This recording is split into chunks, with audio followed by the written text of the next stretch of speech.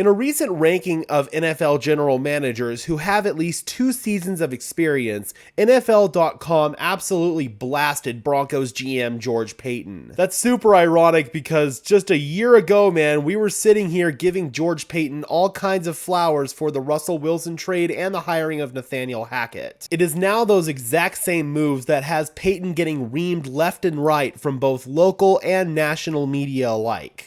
Now, I don't think it's so much the trade for Russell Wilson that Paton gets crap for. At the time, pretty much every other GM in the league would have made that same trade. It's giving him a 5-year, $250 million contract extension before he even took a snap with the team. Then, of course, he got duped into hiring an incompetent, aw-shucks head coach in Nathaniel Hackett. And you cannot convince me that the reason that Nathaniel Hackett was hired initially was to entice Aaron Rodgers to want to come to Denver. And who knows? He may have wanted to come to Denver, but at the time, Green Bay was not willing to trade him. In hindsight now, with all the Aaron Rodgers drama that's going on between the Packers and the Jets, perhaps the Broncos dodged a bullet, but they ended up taking another bullet in the Russell Wilson trade. Wilson had the worst season of his career, and Nathaniel Hackett joined the likes of Bobby Petrino and Urban Meyer, among others, as head coaches who did not last their first season. Although George Paton did allow the Broncos to acquire the draft capital necessary to trade for Sean Payton in the Bradley Chubb trade,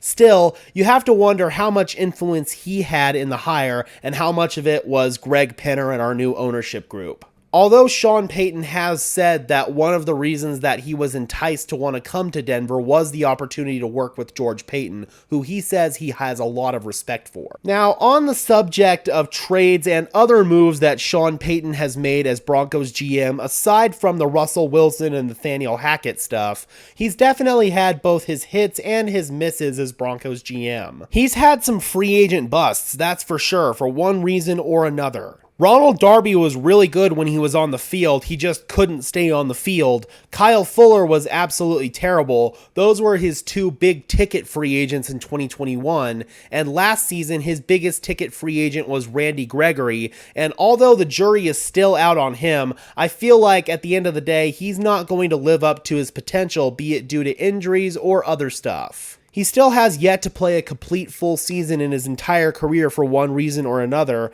and unfortunately, I don't foresee that changing anytime soon. He has been able to bring in some lower tier free agents though that have been able to make hay for us. You think about guys such as Alex Singleton, but I don't know if that makes up for some of his swings and his misses on expensive, injury-prone veteran free agents. This offseason, the Broncos made a lot of noise in free agency, but again, you have to wonder how much of that was George Paton's work and how much of that was the work of Sean Payton as well as Greg Penner and the rest of the ownership group. Sure, George Paton did certainly have a hand in these negotiations, but I don't know how many of these players were George Paton's guys and how many of these players were Sean Payton's guys. And of course, we can't sit here and talk about George Paton without talking about the other 2 blockbuster trades that he has made as Broncos GM. In his first season, at the deadline, he shipped away face of the franchise Von Miller to the Los Angeles Rams in exchange for second and third round picks in 2022. The second round pick who the Broncos acquired ended up being Nick Bonitto, who really struggled in his rookie season, although he does still have a lot of potential.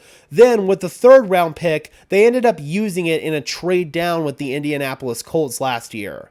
That's how they have back-to-back picks in the third round in this year's draft. After that trade down, the Broncos used one of the picks that they acquired to select Luke Wattenberg in the 5th round. He's a backup caliber interior offensive lineman who again really struggled when he got on the field last year for Denver. So in essence, the Broncos traded away Von Miller for Nick Bonitto, Luke Wattenberg, and the 67th pick in this year's draft. Unless Denver is able to find another future Hall of Famer with that 67th pick, then they will have certainly lost that Von Miller trade. Sure, you can probably say that it was time for the team to move on from Von Miller, and he was set to be a free agent the following year, so at least they got some compensation for him. But what would you rather have, another year of Von Miller or Nick Bonitto, Luke Wattenberg, and whoever we're going to get in the third round?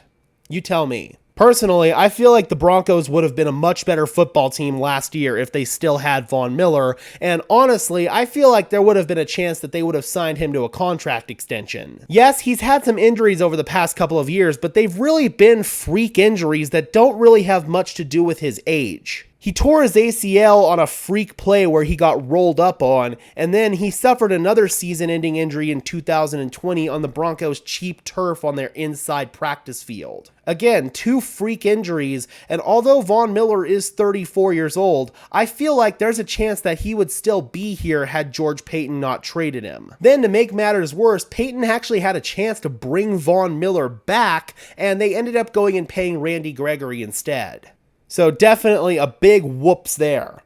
Now, as far as the Bradley Chubb trade is concerned, yes, he was having one of the better seasons of his career last year. However, once he got to Miami, he kind of struggled a little bit. He wasn't the same player that we saw in Denver. And that's kind of surprising considering how good the Dolphins defense was in other facets last year. The Broncos ended up acquiring a 2023 first round pick and a 2024 fourth round pick, which ended up going to New Orleans in the Sean Payton trade. And they also acquired Chase Edmonds, who was kind of a throw-in in that deal, and he didn't really do much for us last year, and he's now a member of the Tampa Bay Buccaneers. If Sean Payton pans out here in Denver, then that trade will have been worth it. The Broncos essentially traded Bradley Chubb for Sean Payton. So sure, it probably did hurt the Broncos to lose Bradley Chubb, but if they were able to get their head coach in the future out of the deal, then I feel like that was a good trade. So I'm really not going to give George Paton any crap at all for the Bradley Chubb trade. Now we gotta talk about George Paton's draft classes. And much like his free agency classes, there's been some hits and there's been some misses. In 2021, the move that certainly caused some controversy was the decision to select Pat Surtain 9th overall ahead of quarterback Justin Fields. Fields ended up going 11th overall to the Chicago Bears, who traded up for him, and quite frankly, he's really shown flashes as their potential quarterback of the future. He's shown elite potential as a runner of the football, and although I do feel like he has a better arm than he gets credit for, he still has been somewhat inconsistent as a passer in the NFL. In trading away the number 1 overall pick, the Bears have established confidence in Justin Fields moving forward, so it's going to be really interesting to see how he develops. The Broncos seem like they have a future Hall of Fame corner in Pat Surtain, so as of right now, I really feel like that was the right pick. Sure, you could argue that the team may be better off with Justin Fields on a rookie contract, but it all depends on how much you trusted the Broncos coaching staff at the time to develop Justin Fields. Considering Vic Fangio had zero patience for a guy like Drew Lock, I don't know if he would have had much more patience in 2021 for a guy like Justin Fields. That said though, at this point in time, the first 5 picks of the Broncos 2021 draft have netted players who have been contributors for the team, or at least are foreseed to be contributors for the team. In the second round, the team traded up to select Javonte Williams, who was obviously looking like our running back of the future and an absolute stud before he tore up his knee last year. Then, in the third round, they selected Quinn Miners and Baron Browning, 2 players who figure to be key pieces for us moving forward. Then, in the 5th round, they selected Caden Stearns out of Texas, who figures to be our starting safety next year. The Broncos also drafted another safety in Jamar Johnson in the 5th round, who did not last more than a year on the team. Same goes for wide receiver Seth Williams out of Auburn. Cornerback Kerry Vincent was actually traded away to the Philadelphia Eagles before his rookie season was even up. Jonathan Cooper out of Ohio State in the 7th round has been a solid player for us as an edge rusher, and then defensive lineman Marquise Spencer is no longer on the team. Moving on to the 2022 draft class, obviously Denver did not have a first round pick thanks to the Russell Wilson trade. With their top overall pick, they selected Nick Bonito, who we already talked about. Their following 2 picks are players that were contributors in their rookie season and figure to be nice pieces for us moving forward in tight end Greg Dulcich and cornerback Damari Mathis. Both of those guys are expected to be starters next year. They also drafted 2 defensive linemen in Iyomo Wazirike in the 4th round, as well as Matt Henningsen in the 6th round, who I feel like are going to be really good pieces as well. But aside from that, the Broncos' back half of the 2022 draft class is once again quite rough. Their 3 picks in the 5th round especially left a lot to be desired. With their first pick in the 5th round, they selected Oklahoma safety Delarian Turner-Yell, who barely saw any playing time last year, although he was really good on special teams. Then they picked Montrell Washington, who was designated to be our return guy, and he was absolutely terrible last year, and then I already talked about how bad Luke Wattenberg was. Then, with their final pick overall, they selected cornerback out of Wisconsin, Faion Hicks, and he's a guy who obviously barely saw the field again as a rookie, and was actually arrested this offseason, and I wouldn't be surprised if he got cut because of that incident. So yeah, man, when you look at George Paton's draft classes, there's definitely some good, and there's definitely some that leaves to be desired. Much like I talked about earlier, it's going to be interesting to see how much influence George Paton has on this year's draft class, and how much of it is controlled by both Sean Payton and Greg Penner. When you look at all the moves that George Paton has made as Broncos GM, I really don't feel like it justifies being ranked last overall.